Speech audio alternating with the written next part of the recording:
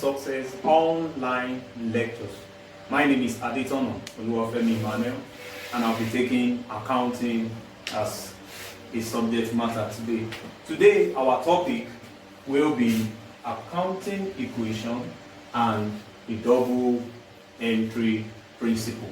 Accounting equation and the double entry principle. First, let's start with the accounting equation. By accounting equation, just as we know, every subject is based on some equation which makes its application possible. And so the same goes for accounting, as a subject matter is precipitated on a particular equation. And this accounting equation is C equals to A. C equals to A, where the C stands for the capital and A stands for assets.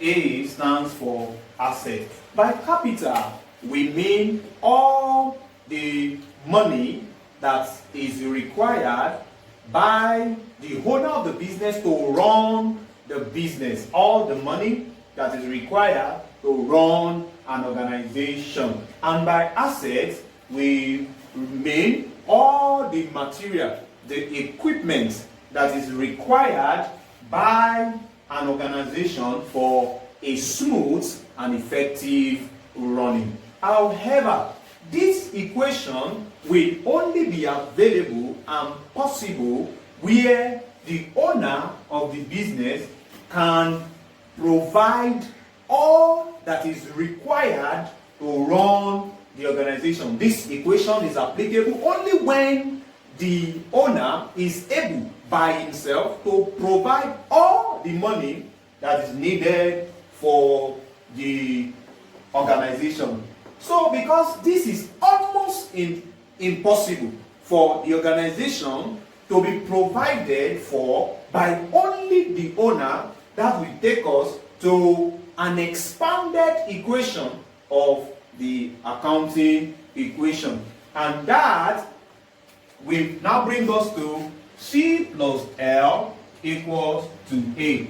C plus L equals to A, where we have the C representing capital and the L representing liabilities, while the A, of course, still stands for the assets that are needed in the organization. Just like I said, the capital still stands for all the monetary value, all the money value that is needed to make the organization run as it should run. And by liability refers to all the money that is brought into the organization from the outside. That is, the money that is borrowed by the organization from outsiders. That is liability. And of course, assets still remain the equipment, the material that are needed, that money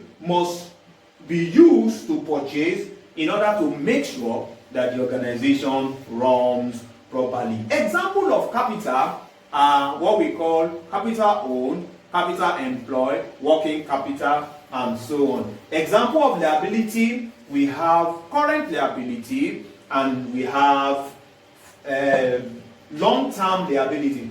By long-term liability, we mean liabilities that has a long-lasting nature. It extends beyond 1 year. Example are loan from outside.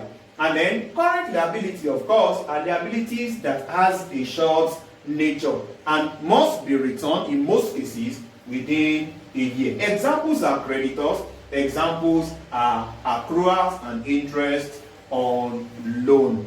Asset is the last aspect of the accounting equation. And assets, like we said, is those materials, those equipments that are needed by the organization for its smooth running. And so basically we can say that assets are grouped into two basically. And then we have the fixed asset and we have the current asset. When we say fixed asset, we mean assets that are tangible, assets that can be touched, assets that can be seen, assets that last long. Examples are land and building, examples are equipment, machinery, examples are plants, examples are furnitures and fittings with long lasting nature. Then when we say current asset, we mean assets that has a short lifespan. They have short lifespan. Examples are stock of goods, debtors, we have cash,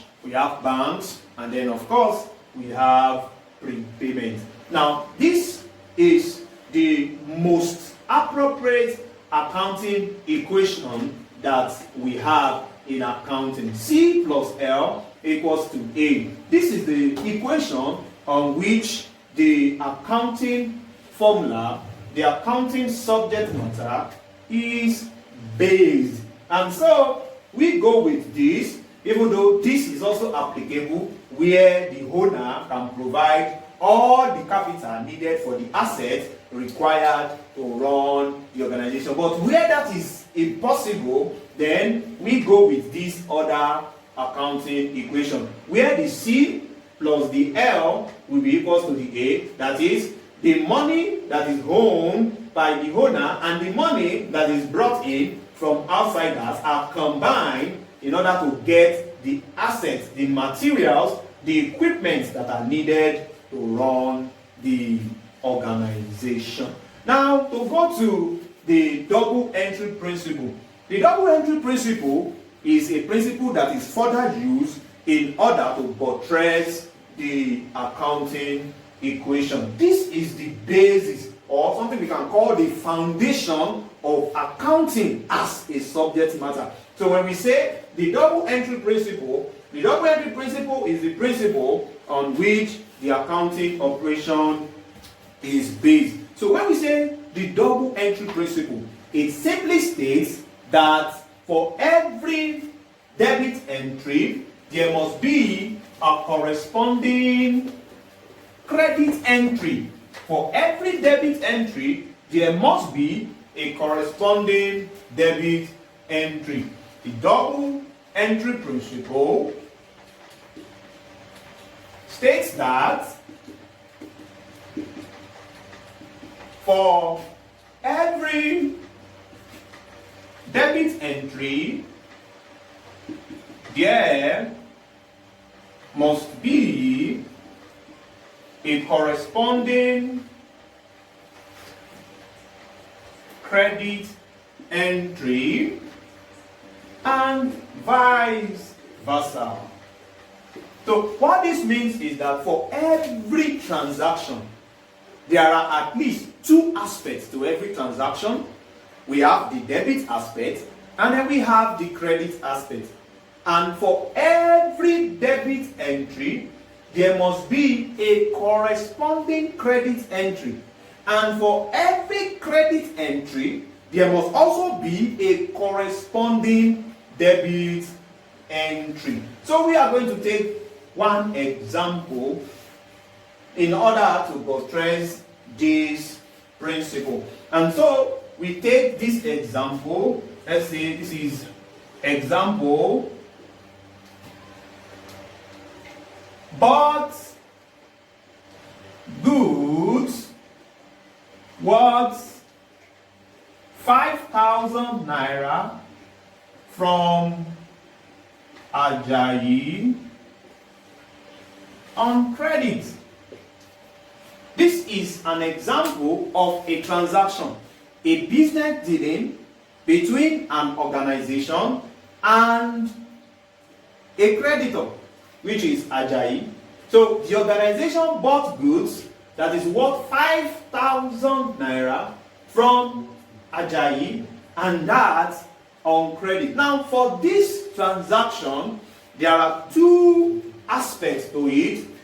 Okay, so we have the first aspect, which is the debit aspect, and then we have the second aspect, which is the credit aspect. Two accounts that are involved in this transaction are the purchases account and of course the creditors account, which is represented by Ajayi. So we have the purchases account on one side, and of course we have Ajayi's account on the other side. So to show this account, one will be debited and the other will be credited. And of course, this is a creditor, so his account will be credited while the purchase account will be debited. Okay, so to show that, we have something like this.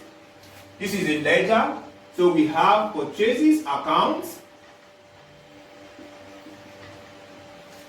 Okay, purchases account, and we have the debit side here and the credit side, and we are getting that from Ajayi for 5,000 naira. Okay, so this is the debit entry, and so to show the credit entry of this account, we have for Ajayi. So we have Ajayi's account, who is a creditor. So we bought goods from him for 5,000 naira. So from this, we are able to see that for every debit entry, there is a corresponding credit entry. Every debit entry will have a corresponding credit entry. This is all about the double entry principle and the accounting equation. Thank you for attending today's online class. Please do like our channel and please do subscribe and share. Thank you.